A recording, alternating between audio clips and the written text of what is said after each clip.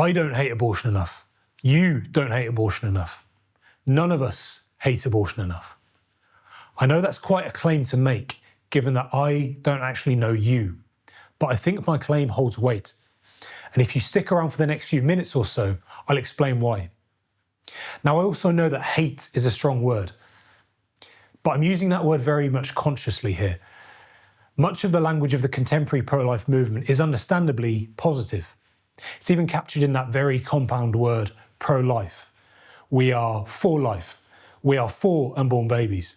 We are for the flourishing of families. All that is well and good, and we must never tire of reminding people of the beauty of new life. But sometimes we need to remind ourselves what we are against. What we are against is the barbaric killing of tiny human lives, whether these lives are flushed down the toilet like medical waste or ripped apart in their mother's womb. It is this that we hate, and it is this that should stir up within us a righteous anger. I'm William Curry, and this is Viewpoint. When I say I hate abortion, I'm referring largely to the end goal of abortion, which is a dead unborn baby. But I'm also referring to what comes before that, the various abortion procedures themselves. It's worthwhile reminding ourselves what these entail. In a first trimester medical abortion, which is encouraged up to 10 weeks gestation, the mother takes the mifepristone pill, which serves the purpose of blocking progesterone. As a result, the lining of the mother's uterus breaks down, cutting off oxygen and nutrients to the embryo. Then 1 to 2 days after the first pill is taken, the mother takes misoprostol, the purpose of which is to force the dead embryo out of her uterus. It can take a while for this to happen, and during this time, the mother can be in severe pain. She may sit on the toilet, lie in bed, and ultimately may even see the expelled embryo, her child, in its pregnancy sac. Another method, typically encouraged in the second trimester from 14 to 22 weeks, is dilation and evacuation, or surgical abortion. A cannula is placed in the mother's uterus, which drains or hoovers out the amniotic fluid. A sofa clamp is then inserted in to remove the baby limb by limb. The hardest part of the process is removing the baby's head. This is achieved by grasping the head with a clamp and crushing it so that it fits through the cervix. The abortionist knows they have successfully crushed the skull when a white substance, that was the baby's brains, leaks out through the cervix.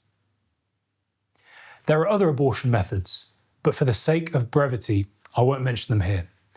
But I do encourage you to watch my interview with former abortionist Dr John Bruchalski, who describes the various procedures he used to carry out. So, this is the grisly reality that lies behind the rather sanitized word abortion. But back to my original claim, that we don't hate abortion enough. In brief, what I'm arguing here is that many of us who say we hate it do not back up our talk with action. I'm going to begin first with myself. As someone who works full-time in the pro-life movement, I'm acutely aware that I'm accountable not only to my employers, but to the unborn babies that I'm trying to help. I find that it can be all too easy to get lost in the rhythm of work and thus momentarily forget why I'm doing what I'm doing. So even I need to be frequently reminding myself just how utterly evil abortion is. And these reminders should serve the purpose of propelling me into greater action. Looking beyond myself though, I want to take a look at those Christian traditions who claim to be against abortion, but do so little to try to end it. As a Roman Catholic, I'm going to start with my own. Now let me be clear, it is a source of great pride to me that the Catholic Church is undeniably the single greatest advocate of the unborn child and of the traditional family unit. SPUC boasts a significant number of supporters who are Catholic, and in truth, without these supporters, we would cease to exist. However, there is still so much more that the Catholic Church at large and individual practicing Catholics could and should be doing for the pro-life cause. Anecdotally, It came as a pleasant surprise to me when, at Mass recently on the Feast of the Holy Innocents, the priest boldly referred to, quote, the abomination of abortion. It was refreshing for me to hear a priest speak about the issue, but the truth is, this shouldn't have come as a surprise to me. As a Mass-going Catholic, I should be hearing the priest talk about the evil of abortion and the remedy to that evil much more frequently than I do. But it's not solely down to clerics. As lay Catholics, we also need to take some responsibility in doing our bit to end abortion. We can't just sit around waiting for orders to be issued from the pulpit. I have long said that if you consider yourself a serious pro-lifer, whether Catholic or otherwise, it is not enough to just attend SPUC conferences once a year, or the March for Life in London once a year, or to make the odd donation here and there. You need to be actively pro-life every single month of the year. If you're a student, join your university pro-life society. If a little older, join your local SPUC branch, or help set one up if there isn't one in your area.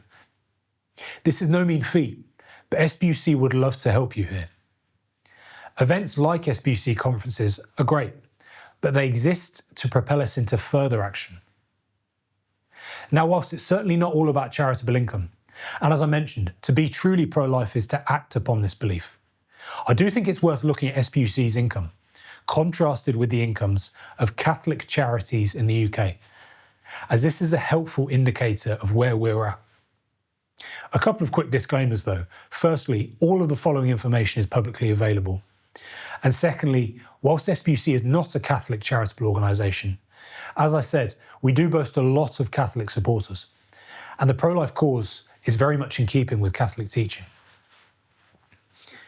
SPUC's annual income sits at around £3 million, which is obviously a huge amount of money. But without naming names, I want to contrast this with the tens of millions of pounds that Catholic charities in the UK receive each year. Now, don't get me wrong, many of these charities and causes are worthwhile. But the fact is, abortion is the single greatest injustice of our time. Yet the numbers do not reflect this. I really think that we need to redress this imbalance. Not just in a financial sense, but also when it comes to how much time and effort we're pouring into combating the various injustices that we face. And looking beyond the Catholic Church to Protestant traditions, there is evidence of not simply apathy regarding abortion, but full-on support of it. A recent Students for Life of America report found an uptick in Christian colleges' support for abortion and Planned Parenthood. Amongst other things, the report found that some of the self-proclaimed Christian colleges support abortion on their website, even providing resources for students to access them.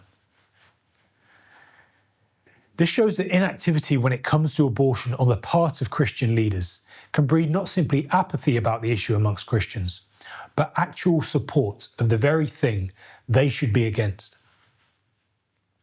Another point that I really want to hammer home here is that we need to hate abortion as much as our opponents seem to love it. Now, don't get me wrong, I don't think that all or even most advocates of abortion actively love abortion. But there is a small yet powerful core of people that do. And there are two very recent cases that exemplify this. Geraldine Hickey is an Australian comedian, and in late December 2025, she posted this on social media. The caption reads, "Took my wife out for fancy dinner to celebrate her doing 300 abortions for the year." Her so-called wife is a woman by the name of Catherine Bateman, who works as a nurse practitioner candidate at La Trobe Community Health Service in New South Wales, Australia. The sight of two middle-aged women celebrating the killing of 300 precious, unrepeatable unborn lives is truly ghoulish. Even more terrifying is the number of people in the comments section applauding them. Another example of an unhinged love for abortion comes from American activist group Shout Your Abortion. In November 2025, they released this children's book titled "Abortion is Everything." In their words, "Abortion is Everything" speaks directly to 5 to 8-year-olds about what abortion is, how it might feel, and why people have abortions. Promoting abortion as a virtue to young children is nothing short of demonically inspired. I hope you can see now that when I say some people love abortion, I really mean it. So my challenge for you, the viewer, is to hate abortion at least as much as they love it. Take some confidence in the fact that whilst they're working for the evil one, we are quite literally doing God's work. Another point I need to make is that the opposition also seem to outwork many of us in the pro-life movement. As an example, Diane Munday, who died recently in early January 2026 at the age of 94, and was the co-founder of BPAS, the British Pregnancy Advisory Service, embodied this idea. The Guardian interviewed Munday literally a matter of weeks before she died, and the interview paints a picture of a woman who fought for abortion with sheer doggedness. It mentions how pre the 1967 Abortion Act, Munday went up and down the country promoting abortion to the Women's Institute, Rotary clubs, and towns' women's guilds. The report also makes clear that right up until the end, Munday spent most of her days at work in her home office. Now, I say all this not to laud Diane Munday as some sort of heroine. No, she was working for evil, and her legacy is one of death and destruction. But the point here is that she worked with a tenacity and a drive that would put many of us in the pro-life movement to shame. Surely we in the pro-life movement, at the very least, should be more motivated and hard-working than our adversaries. In conclusion then, this viewpoint should not be taken as me admonishing my fellow pro-lifers.